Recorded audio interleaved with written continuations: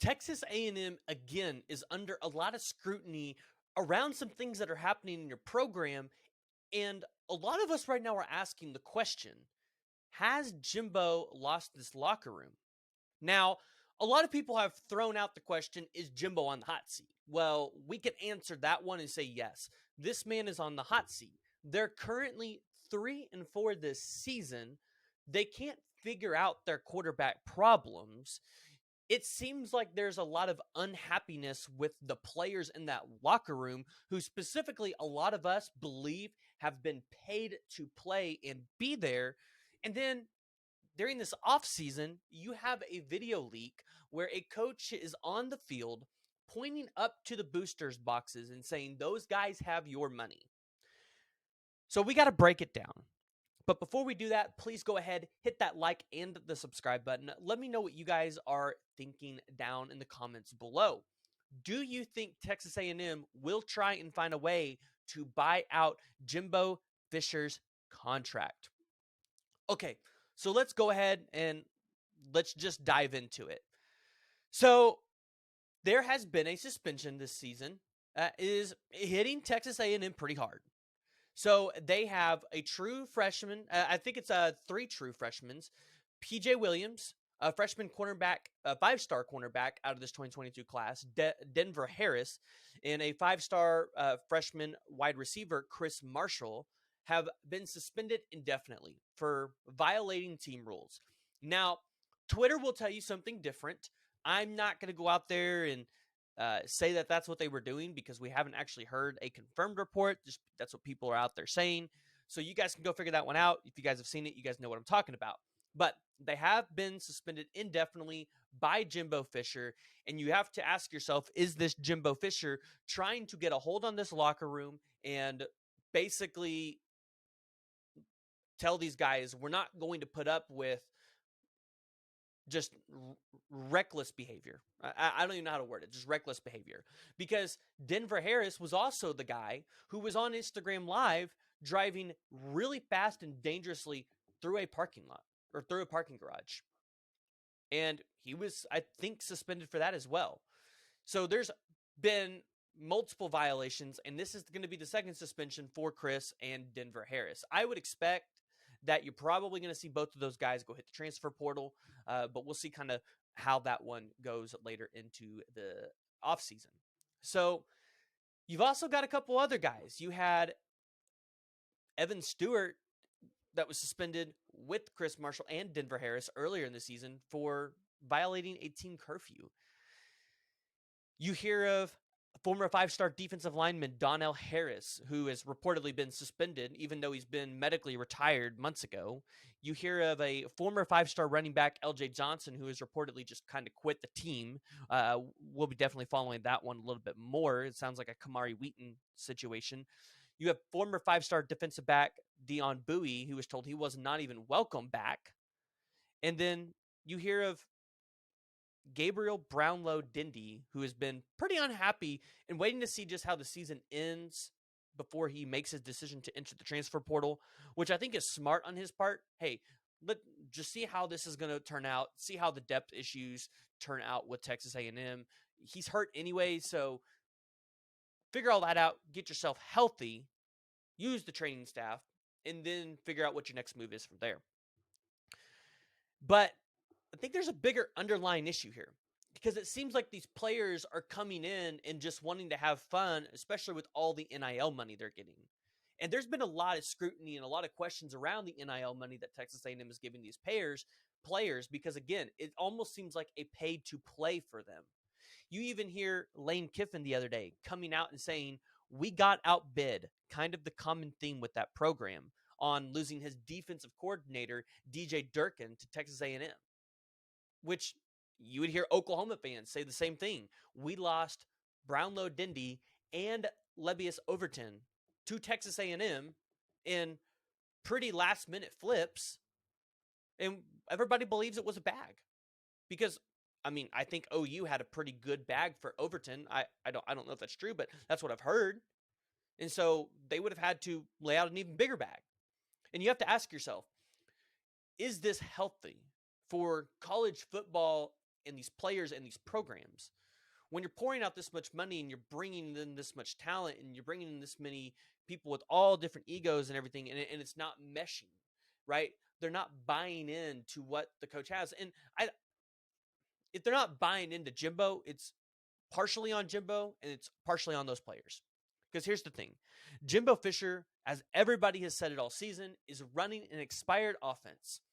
And he hasn't been able to get a quarterback outside of, what's his name from Florida State? It'll come to me later. You guys know who I'm talking about. But even if he had him on this year's team, I would be convinced that you still probably wouldn't see a dominant Texas A&M team. Because look at them. They're still not able to move the ball with Haynes King or Max Johnson or Connor Weigman. And maybe it's they're not using their skill players enough. Like A-Chain, I think, should be touching the ball at least 20, 25 times a game. Evan Stewart should be getting the ball a lot more than probably what he is. You should be targeting him more and then probably running some sweeps or something for him as well. Maybe some more bubble screens. I don't know. But all I know is this Texas A&M team is a disaster right now.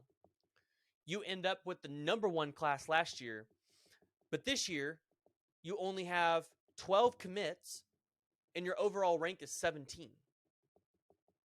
And you have 2 5-stars in this class, one David Hicks and one Anthony Hill, who I'm not convinced that they stay with your team throughout this class. Anthony Hill's from Denton, Texas, and he was a guy that was really heavily recruited by Texas. Really heavily recruited by Texas. And Alabama. Shoot, Alabama, Oklahoma, and Texas were after this guy pretty significantly. And you kind of have to ask yourself if he's going to stay there, because he has taken, since then, a visit to Texas. And Texas was in his final 2. So there is the potential that we could see him flip by National Signing Day. David Hicks. Haven't talked to the guy. Never have. But from all indications and what you saw with body language and in the pictures, he didn't look too happy to be signing with Texas A&M or to be committing to Texas A&M. You have to ask yourself if he's going to stay there or if he's going to flip his commitment to the University of Oklahoma. I think that's going to happen. A lot of other people think that's going to happen. Oklahoma is making a big push for him. And if Texas A&M isn't able to land those 2 guys, are they going to be able to land a 5-star at all? Because we're starting to get to the point where that 5-star pool is getting really limited. And yes, it's not always about stars, but it seems like they got a pretty weak class. When you look up and down who they have, it's getting to be pretty weak. 3 of their guys are outside of the top 500 players, and then you've got 2 guys that are in the 300s, and then the rest are 140 and up and below. And here's the thing.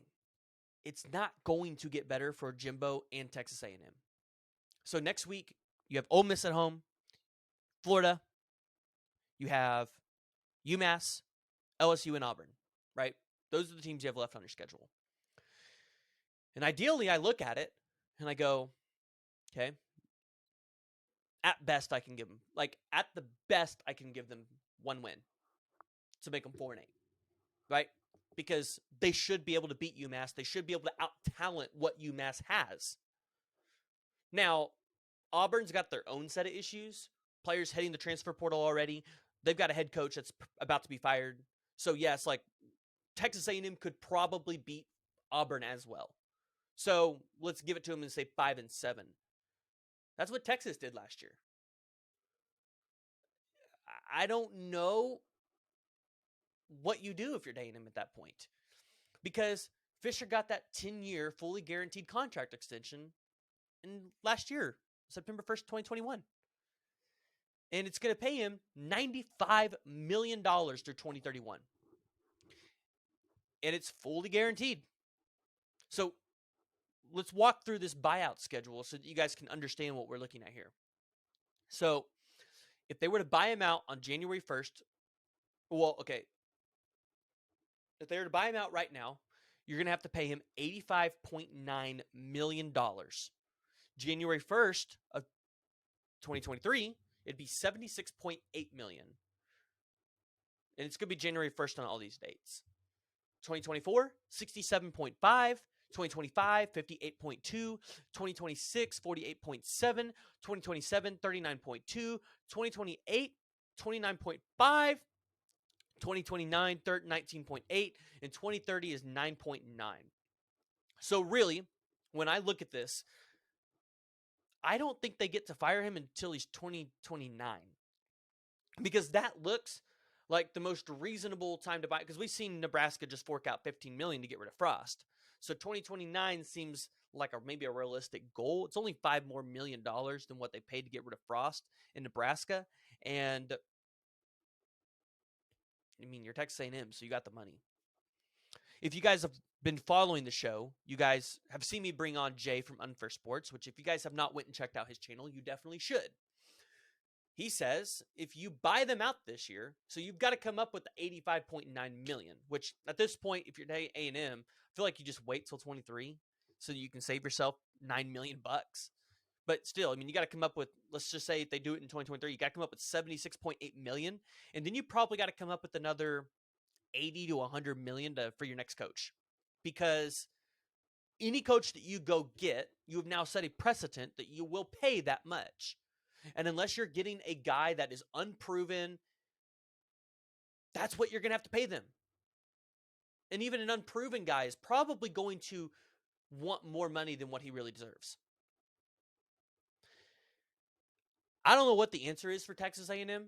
I know there's definitely a lot of good fits for them, but I don't know what the answer is at this point.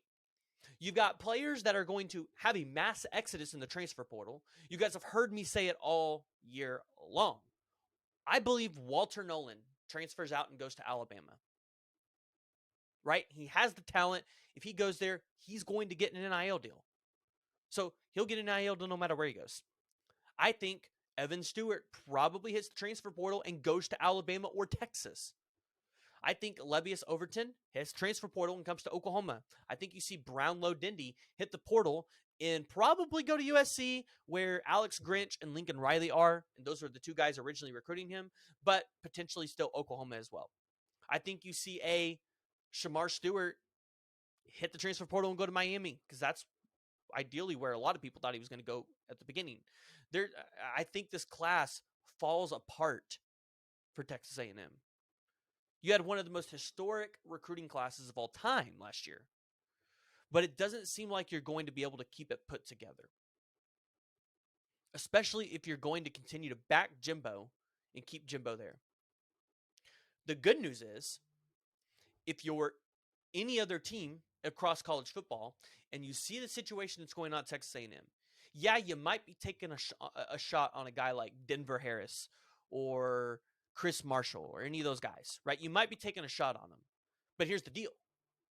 You're going to potentially get yourself a top first, second, or third round player.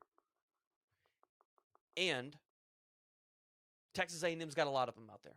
They really do. And if they continue to retain Jimbo, and Jimbo doesn't go out there and hire a good offensive coordinator, because I think this is what this comes down to.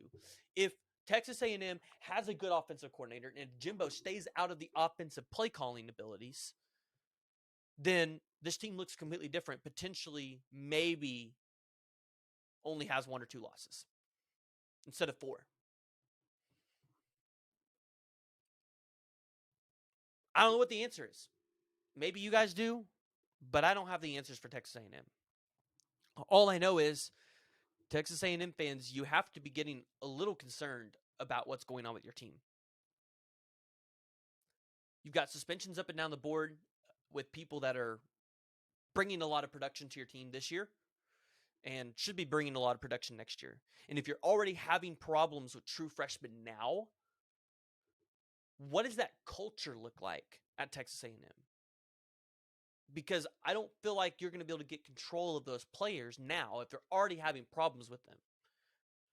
Because maybe your culture's messed up. It's fun to have these recruiting classes. Trust me, I'm an Oklahoma fan. I know. It's fun to have great recruiting classes and have a guy there that's flashy. But if you don't have the right culture, which there is a culture problem, I think, at Texas A&M, then what do you have? What foundation do you have for your team? If you guys haven't already, please go ahead, hit that like and that subscribe button. Let me know what you guys think down in the comments below. How many players do you think are going to hit the transfer portal in 2022-2023 for Texas A&M?